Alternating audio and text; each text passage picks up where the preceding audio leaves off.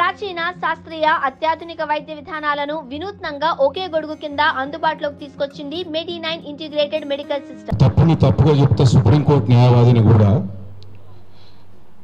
చాలా మందిలో స్పష్టత లేదు.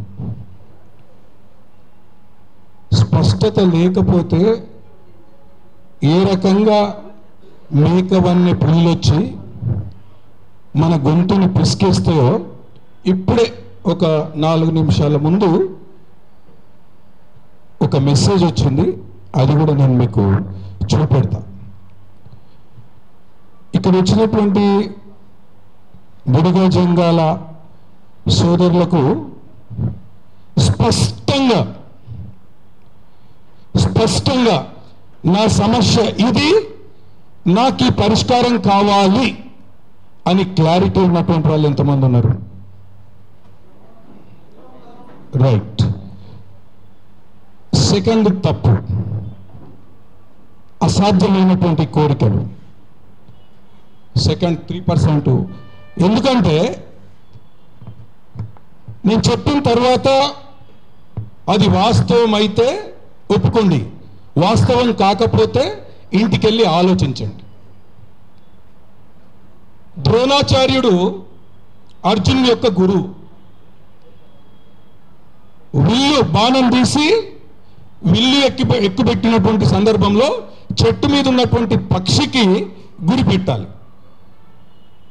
అప్పుడు ద్రోణాచార్యుడు అడుగుతాడు అర్జునుడిని, అర్జున నీకు ఆ చెట్టు మీద ఏం కనబడుతుంది అని.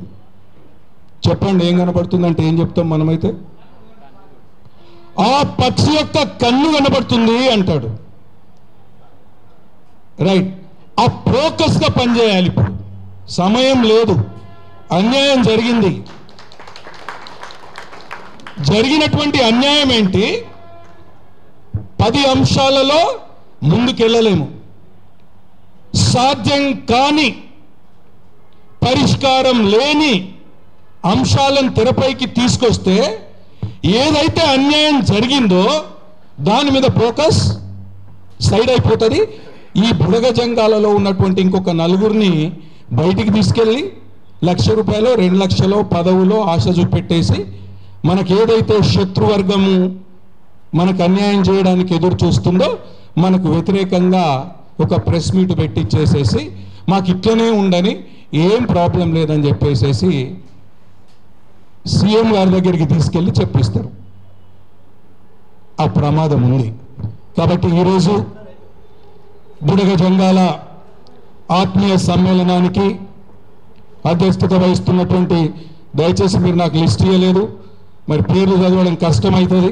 కనీసం ఒకరిద్దరు పేర్లన్నా చదివితే నాకు సంతోషం అనిపిస్తుంది, మీకు గౌరవం ఇచ్చినట్టు అనిపిస్తుంది. కాబట్టి అధ్యక్షత వహిస్తున్నటువంటి గౌరవనీయులు సిరిగిరి మన్యం గారికి, అదేవిధంగా చింతల రామలింగం హక్కుల దండు రాజలింగం వ్యవస్థాపకులు, శ్రీనివాస్ గారికి ఉద్యోగ సంఘం, కూర్నపల్లి గిరి గారికి స్టూడెంట్ యూత్ అసోసియేషన్, కత్తి జనార్దన్ గారికి డాక్టర్ సంఘం, నరసింహ గారికి హక్కుల పోరాట సమితి, సహదేవ్ గారికి, చెన్నయ్య గారికి, ఆంజనేయులు గారికి, స్వామి గారికి, ఎల్ఎస్ గారికి, కళ్యాణ్ శ్రీనివాసులు గారికి, అదేవిధంగా ఈరోజు బుడగ జంగాల సోదరులకు జరిగినటువంటి అన్యాయాన్ని ప్రశ్నించి మీకు మద్దతుగా వచ్చినటువంటి గౌరవనీయులు సీనియర్ జర్నలిస్ట్ విఠల్ గారికి, ఇస్మాయిల్ గారికి, అదేవిధంగా ఈ కార్యక్రమంలో పాల్పంచుకుంటున్నటువంటి సామాజిక ఉద్యమకారులు, మందకృష్ణన్న అడుగులో అడుగై ప్రతి సమస్యలో మందకృష్ణన్నకు వెన్నంటి ఉంటూ క్రాంతి దళ్ రాష్ట్ర అధ్యక్షులుగా వివరిస్తున్నటువంటి మా అన్న గౌరవనీయులు పృథ్వీరాజ్ యాదవ్ గారికి, ఈరోజు ఈ కార్యక్రమానికి ముఖ్య అతిథిగా విచ్చేసినటువంటి గౌరవనీయులు సామాజిక ఉద్యమకారులు, కులాలకు అతీతంగా మతాలకు అతీతంగా ఆయన చేస్తున్నటువంటి ఉద్యమానికి ఈ సమాజంలో అన్ని వర్గాల వర్గాలచే సభాష్ అనిపించుకొని కేంద్ర ప్రభుత్వం ఇటీవల కాలంలో వారు చేస్తున్నటువంటి ఉద్యమాన్ని గుర్తించి, సేవలను గుర్తించి పద్మశ్రీని ఇచ్చి ఈ భారతదేశంలో ఉన్నటువంటి దళిత జాతికే కాదు, సమాజంలో ఉన్నటువంటి ఆలోచించేటటువంటి ప్రతి సామాజిక వర్గాన్ని గౌరవించుకుంటున్నటువంటి కేంద్ర ప్రభుత్వానికి, అదే విధంగా ఇందాక సోదరులందరూ కూడా దేవుడని కొంతమంది అన్నారు, అభినవ్ అంబేద్కర్ అని కొంతమంది అన్నారు. అవి మందకృష్ణన్నని పొగడడానికి వచ్చినటువంటి మాటలు కావు.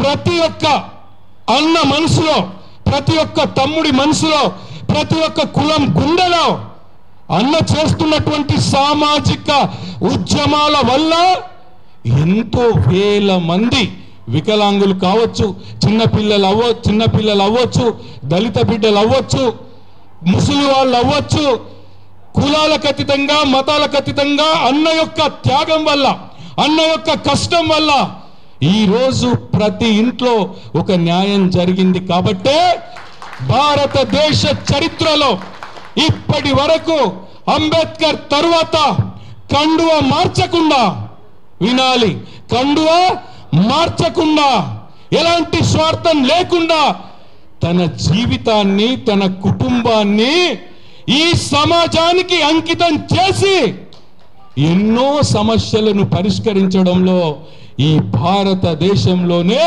కీలక పాత్ర పోషించినటువంటి మనందరి అభిమాన నాయకుడు అభినవ్ అంబేద్కర్ కాదా? మీరు గుండెల మీద చేసుకొని మాట్లాడండి.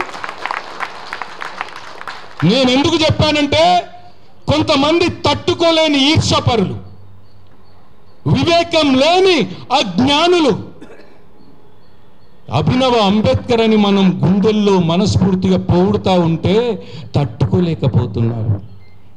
దానివల్ల కొంతమంది చెంచగాళ్ళని పెట్టుకొని, కొంతమంది బ్రోకర్లను పెట్టుకొని మమ్మల్ని వాళ్ళకి 5,000 10,000 ఇచ్చి సోషల్ మీడియా ముసుగులో మందకృష్ణన్నని మమ్మల్ని కొంత అనుచితమైనటువంటి భాషతో విమర్శిస్తున్నారు. కాబట్టి ఇక్కడ ఉన్నటువంటి నా బుడగ జంగాల సోదరులకి పరిజ్ఞానం ఉండాలి. ప్రతి ఒక్కరి దగ్గర సెల్ ఉంది. మీకు జరిగినటువంటి అన్యాయాన్ని రికార్డ్ చేయండి. రేవంత్ రెడ్డి గారికి, ఉత్తమ్ కుమార్ రెడ్డి గారికి, షమీమ్ అఖ్తర్ గారికి వాయిస్ రూపంలో మీ వాయిస్ వినిపించాలని చెప్పేసి నేను 2 నిమిషాలు మీకు సబ్జెక్ట్ చెప్తాను మిత్రులారా. ఎందుకంటే నిన్ను దోషినోడు నన్ను దోషినోడు, నిన్ను దోషినోడు నన్ను దోషినోడు, 59 కులాలలో 58 కులాలను దోషినోడు.